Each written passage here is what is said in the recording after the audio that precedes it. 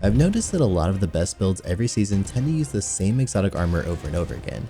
It's not really a surprise, I mean many of these exotic choices are insanely powerful, but there are some gems out there that really deserve some more attention. Here's 5 of the most fun exotics for each class that are kinda slept on. Let's start with Hunter. Assassin's COWL has been in the game for 3 years now.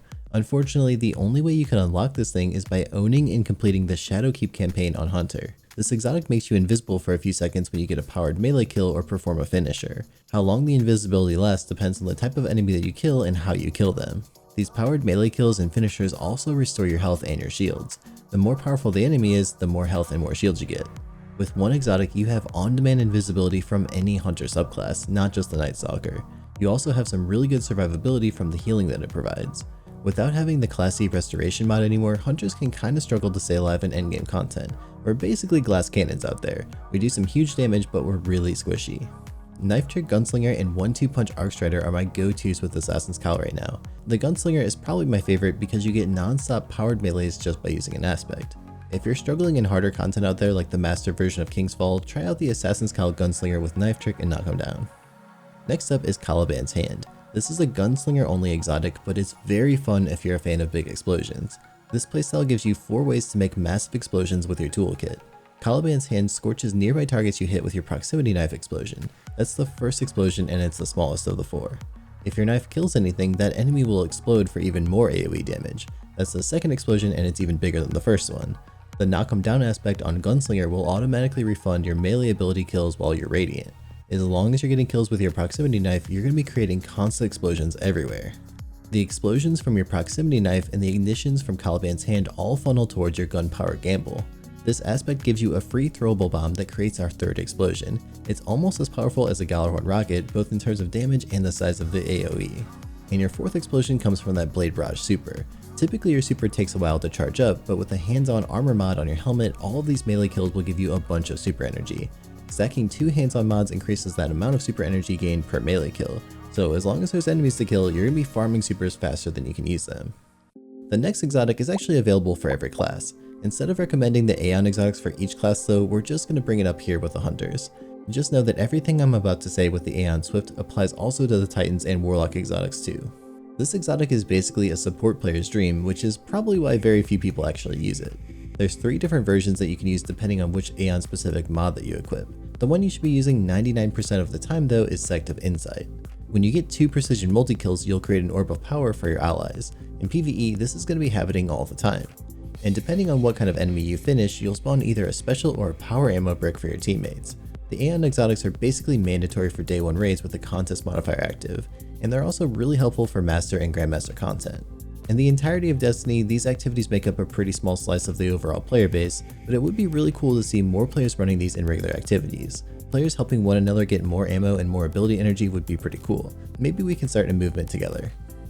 Frosties haven't been the most popular exotic for a pretty long time now. Over the years, Bungie has added more and more ways to get ability energy. While sprinting with Frosties though, your ability cooldowns are cut basically in half. For newer players who don't have all of the mods to put together some of the crazy builds you'll see all over YouTube, this is a very approachable way to spam abilities a little bit faster. It's also a pretty straightforward exotic to farm. All you need to do is run some legendary lost sectors when the leg exotics are dropping. Eventually, you're going to get yourself a pair of Frosties to wear. Lucky Pants is another leg exotic option, and this one buffs your hand cannon damage. I can already see the comments rolling in with people saying, who cares about buffing hand cannon damage, my heavy weapon is for DPS. And normally I'd agree with you, but Malfeasance recently got a really big buff that makes it great for endgame content. And with linear fusion rifles like the Taipan or the Reed's Regret being some of the best DPS options in the game right now, exotic primaries make a lot more sense to use. Malfeasance and Lucky Pants together in Master and Grandmaster content are a champion's worst nightmare. Lucky Pants buffs your damage by 60% for every precision hit that you land after swapping to your hand cannon. This maxes out at 600% after 10 hits for almost every hand cannon in the game. Ariana's Vow though maxes out at 240% because it's a special weapon. The exotic perk on Malfeasance attaches slug projectiles onto enemies that you hit with your shots. These will then explode and deal a bunch of extra damage and stagger unstoppable champions. Lucky Pants works great with basically any hand cannon. It's also a lot of fun with the last word to play PvE cowboy style. Now let's move over to Titan. So many of the builds these days revolve around Heart of Inmost Light. It's hard to not run this exotic 100% of the time. And in fact, I've been using the ability spam setup that I showed off in my favorite Arc 3.0 builds video a ton. but there are some other really fun exotics on Titan that don't get enough attention. This first exotic is great for Solar 3.0 fans, but it actually works for any subclass. The Path of the Burning Steps buffs your weapon damage for 10 seconds after getting a solar kill. This buff is called Firewalker, and it doesn't matter how you get those solar kills, either abilities or weapons both work. On average, it takes 2 kills to get a stack of firepower, and it maxes out at 4. For PvE, 1 stack is a 20% buff, 2 stacks is a 25% buff, 3 stacks is a 35% buff, and 4 stacks is a huge 40% weapon damage buff. To add some perspective to how much that actually is, maximum stacks on Firewalker is the equivalent of shooting through a banner shield super. On Sunbreaker, you can get your solar kills from abilities to save some ammo. Maybe you're using a Gallarhorn or a Xenophage in a solar special weapon. When you pick up a solar well, you can add another 25% damage from Font of Might. It also cuts the slow and freeze effectiveness from stasis in half. I've always hated playing against stasis in PvP, but you can't really escape it in PvE either these days. This alone isn't game changing, but it's a really nice bonus along with the damage buff. Next up is an exotic for fans of Xenophage or Thunderlord. Both of these machine guns are pretty popular right now after the machine gun buff. Xenophage was buffed back to its former glory, and Thunderlord pairs really well with Arc 3.0 builds. Actium Warrig basically removes the need to reload any machine gun or auto rifle, and if you add in a machine gun ammo finder and scavenger mod, you're going to have plenty of ammo to fire off. With the right setup, you can almost use Xenophage or Thunderlord as a primary weapon. And of course, I have to mention that Actium Warrig pairs beautifully with the favorite auto rifle of many Titan mains, the Sweet Business. With this pairing, you almost never need to reload. The next exotic is really fun for Void 3.0 builds and excels at quickly clearing a whole bunch of ads. Doomfang Pauldrons gives you extra super energy whenever you get a Void melee kill. It's a noticeable amount by itself, but you can make it even more powerful if you also throw on a hands-on armor mod or two. Before the Season of Plunder, our options for Titan to refund melee ability energy was restricted basically to armor mods and Monte Carlo. You would get a powered melee kill, and then you'd have to wait around for your next charge melee to be off cooldown. That problem is completely gone now that the Pugilist perk exists in Destiny.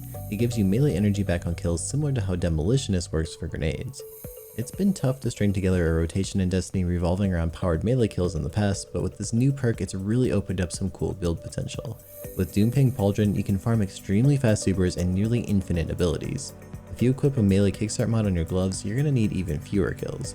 With this simple build, you'll get ridiculously fast supers, and if you're using the Banner Shield super, Doomfang will even extend that duration when you get kills. The next exotic is perfect for players who prefer more of a supportive playstyle. Precious Scars gives you and your ally a 100 point overshield for 10 seconds after every revive. It works whether they pick you up or you revive them. Either way, you both get an overshield.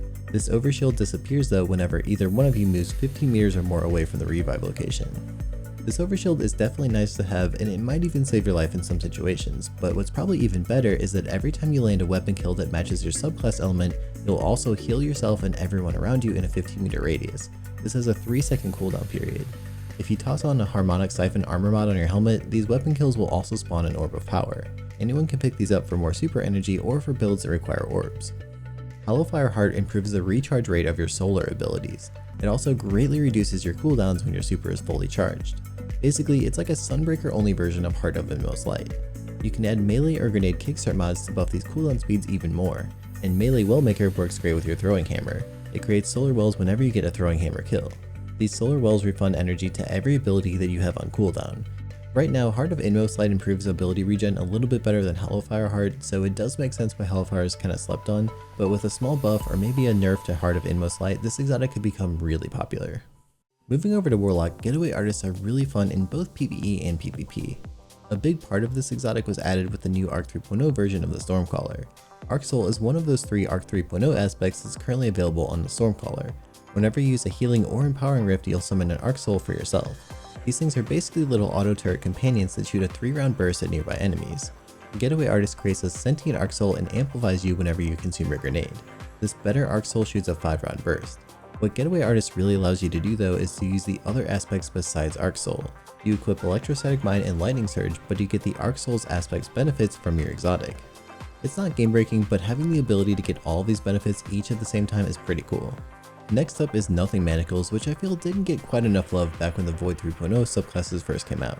Since those days, most players have moved over to the Solar and Arc 3.0 builds. Unfortunately, a lot of us have kind of forgotten about Void builds. Nothing Manacles gives you an additional scatter grenade, and it provides insane grenade tracking to nearby targets. It's also kind of similar to Getaway Artist. You can get the benefits of one of the aspects so you can use all 3 at the same time. You get the insane scatter grenade tracking from the Chaos Accelerant aspect. You do miss out on that overcharge grenade ability though. This setup frees you up to equip Feed the Void and Child of the Old Gods. Running both of these also adds another fragment slot for you to use. Getting any Void ability kill like those from the scatter grenades procs Devour, and I really like to use the Echo of Persistence fragment to extend Devour's duration. Any kill that you get while this buff is active will restore your health and give you ability energy. This playstyle starts with a scatter grenade kill to proc Devour. Then you can either throw your second grenade or you can start getting any type of kill. These kills will then refund your grenade energy for even more scatter grenades. It's essentially an infinite grenade loop because you can hold two at the same time. Claws of Ahamkara are really fun this season. It gives any subclass a second melee charge ability. This one's a simple exotic, but melees keep getting more interesting. I've been really enjoying double Ball Lightning and double Incinerator Snap.